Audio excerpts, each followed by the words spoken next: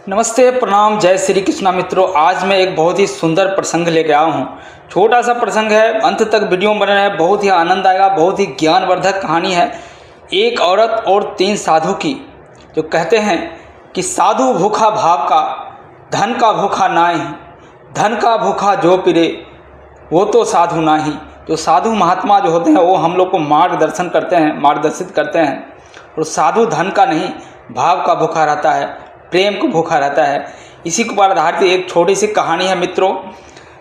आइए कहानी की शुरुआत करते हैं। उससे पहले अगर आप हमारे चैनल पर नए हैं, प्लीज़ चैनल को सब्सक्राइब कर दिए गए, बगल में लगे बेल आइकन को प्रेस कर लिए, ताकि जो भी इस तरह का कहानी वीडियो आए नोटिफिकेशन सबसे पहले आपके पास जाए। तो बिना देर के हुए चलते हैं मित्रों कहानी की तरफ। एक गृहिणी औरत घर से निकलती है और निकलने से देखते हैं सामने 3 साधु बैठे हैं दरवाजे के सामने। तब उसको मन में कुछ ऐसा आता है, पूछते हैं जाकर के साधु से, हे महात्मा क्या तकलीफ़ है आपको। तब औरत जाती है उस साधु के पास और पूछती है, हे महात्मा आप बताइए क्या तकलीफ़ है, क्या चाहिए आपको। तब उसमें से एक साधु कहता है, पुत्री हमें आपके घर में भोजन करना है, मैं भोजन करना चाहता हूँ आपके घर पे। तो बोलता सदा आमंत्रित हैं, आइए, ये तो हमारा सौभाग्य है कि मैं आपको भोजन कराऊं, आप जैसे महात्मा और साधु को भोजन कराऊं, आइए। फिर दूसरे साधु पूछते हैं, क्या इस समय तुम्हारे घर पे पति हैं। बोलता नहीं, हमारे पति कुछ काम से बाहर गए हैं, बस आते ही होंगे, आइए तब तक आपके लिए भोजन का प्रबंध करते हैं। बोलते हैं नहीं, मैं जब तक तुम्हारे पति नहीं आएगा तब तक मैं तुम्हारे घर में प्रवेश नहीं कर सकता है। जब तुम्हारा पति आए तब बोलना, तब मैं आऊँगा तुम्हारे घर पे। तत्पश्चात महिला वापस घर गई और अपने पति का इंतज़ार करने लगी। कुछ ही क्षणों बाद उसका पति घर में आता है और तो वो अपनी वृत्तांता सुनाती है और कहती है, हे स्वामी बाहर 3 साधु बैठे हैं, वो हमने भोजन करना चाहते हैं हमारे घर पे, क्या आप बुलाऊं उनको। वो कहते हैं जब तक तुम्हारा पति नहीं आएगा तब तक मैं नहीं आऊँगा तुम्हारे घर पे भोजन करने के लिए, मैं आपका आने का ही इंतज़ार कर रहा था। तब उसका पति कहते हैं, निस्संदेह तुरंत बुलाओ उनको, ये तो हमारा सौभाग्य है कि वो हमारे यहाँ भोजन करना चाहते हैं। तत्पश्चात फिर महिला जाती है और उस साधु के पास बोला, चलिए महात्मा हमारे पति बोले हैं आने के लिए, चलिए हमारे घर पे भोजन कीजिए। तब उसमें बीच में से एक साधु कहते हैं, पुत्री हम 3 साधु हैं, देखो ये जो हमारे बगल में बैठे हैं इनका नाम धन है, और इस तरफ जो बाईं तरफ बैठे हैं इनका नाम सफलता है, और मेरा नाम प्रेम है।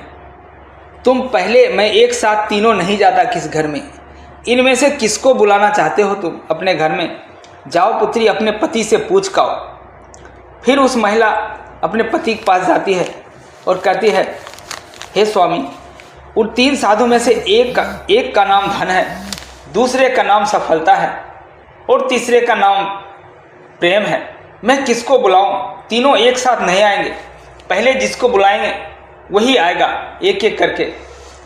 वो दोनों के बीच थोड़ी असमंजस सी आ गई और पति बोला, तुम जाओ पहले धन को बुला लो, धन दौलत हमारे पास आ जाएंगे तो हम लोग खुशी से जीवन जीना चालू कर देंगे। फिर पत्नी कहती है, नहीं हम सफलता को बुलाते हैं, सफलता आ जाएगी ऐसे ही हमारा जीवन समर हो जाएगा, सुलभ जाएगा। काफ़ी देर मान मशक्कत के बाद दोनों के बीच में आपसी सहमति नहीं बनी। फिर उस महिला ने बोला, जाकर के मैं बोलता हूँ तो एक सफलता और धन दोनों में से कोई आ जाए। तो पति बोला, ठीक है चली जाओ। तब उस महिला ने जाकर के उस साधु को कहता है, हे महात्मा मैं आप लोग से हाथ जोड़कर विनती करती हूँ और आमंत्रित करती हूँ कि ये धन और सफलता दोनों में से कोई भी हमारे साथ चलिए, हमारा पति सहमत है। इतना सुनते ही साधु तो भाव के भूखे होते हैं, उनको कुछ आश्चर्यचकित महसूस हुआ और वो तीनों साधु उठ के खड़े हो गए और वहाँ से जाने लगे। जैसे ही दूर जाने लगे घर से, तो महिला आगे आकर हाथ जोड़कर प्रणाम करती है और कहती है, हे महात्मा क्या गलती हो गया जो आप इस तरह नाराज होकर के जा रहे हैं। तब वो साधु कहते हैं, पुत्री, हम 3 सफलता, धन और प्रेम वहीं जाते हैं जहाँ प्रेम रहता है। जो प्रेम अगर नहीं है जहाँ, वहाँ हम नहीं जाते हैं। और तुमने ये दोनों को चुना, प्रेम को नहीं चुना। जहाँ प्रेम जाता है वहीं सफलता भी जाती है और धन भी जाता है। तब उस महिला ने अपनी गलतियों का एहसास हुआ और बोलता है, हे महात्मा, मुझे क्षमा कर दीजिए। लेकिन महात्मा तो अब चल बचे थे, वहाँ से चल दिए थे और वो इतना कहकर चले गए, जाओ, जिस दिन प्रेम आ जाए तुम्हारे पास मन में, तुम्हारे पति के मन में आना, फिर कभी चलेंगे। ऐसे ही हम तो दर दर घूमते हैं, जहाँ हमें प्रेम मिलता है हम वहीं जाते हैं। तुम तो धन और सफलता की भूखी हो, इसलिए हम तुम्हारे पास नहीं जाएंगे, हम जा रहे हैं। और इतना कहकर महात्मा वहाँ से निकल जाते हैं, तीनों के तीनों मित्रों।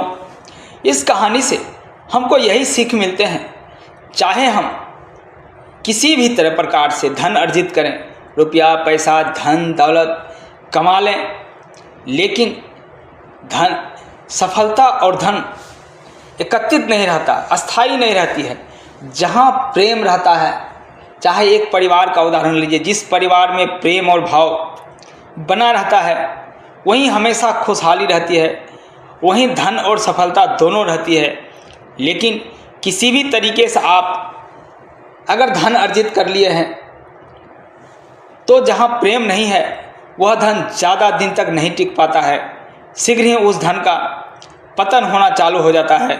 इसलिए जहाँ भी रहें, छोटा परिवार हो या बड़ा परिवार हो, ये मायने नहीं रखता है, लेकिन हाँ मायने ये जरूर रखता है कि आपस में प्रेम रहे। अगर कोई अतिथि आए उसको प्रेम पहले दीजिए, प्रेम भाव से उनको बुलाइए, तब आपकी और आपके परिवार की सबकी वृद्धि होगी। ये हमारा सनातनी संस्कार है। ये सनातन हमें सिखाती है कि अतिथि देवो भवः, अतिथि देवो भवः। मित्रों, आप लोग से निवेदन है, अगर ये कहानी, छोटी सी कहानी अगर अच्छी लगी हो तो एक लाइक कर दीजिएगा और दोस्तों को भी शेयर कर दीजिएगा, क्योंकि एक लाइक और एक सब्सक्राइब से हमारा हौसला बढ़ता है, हमारा हौसला बुलंद हो जाता है, मनोबल बढ़ता है। हम इस तरह कहानी लाते रहेंगे। तब तक के लिए नमस्कार, जय श्री कृष्ण।